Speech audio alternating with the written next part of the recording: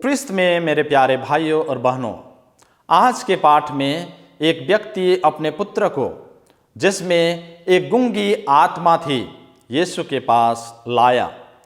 उस आदमी ने यीशु के चेलों से आत्मा को बाहर निकालने के लिए कहा था, लेकिन वे लोग ऐसा करने में असमर्थ थे। जब यीशु ने यह सुना तो उसने कहा, हे अविश्वासी पीढ़ी, मैं कब तक तुम्हारे साथ रहूंगा। फिर उसने उस पिता से कहा कि वह अपने बेटे को उनके पास ले आए। जब दुष्ट आत्माओं ने यीशु को देखा तो उन्होंने तुरंत लड़के को ऐंठन में डाल दिया।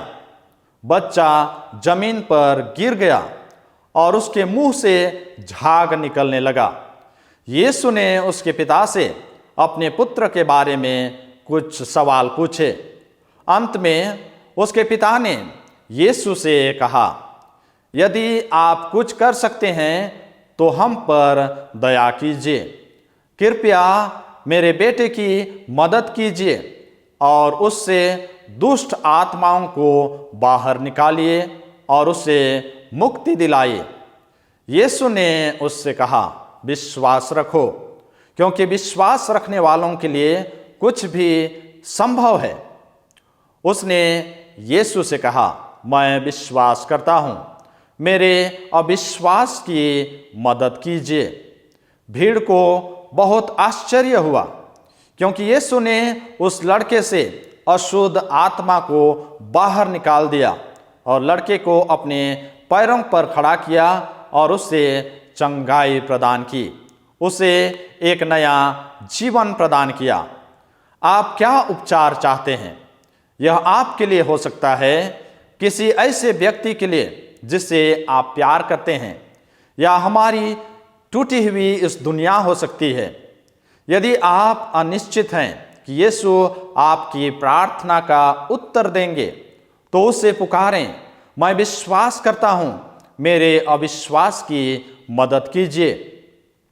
यदि हम इस वाक्य को अपने जीवन में दोहराते हैं तो हमारे जीवन में भी चमत्कार हो सकता है।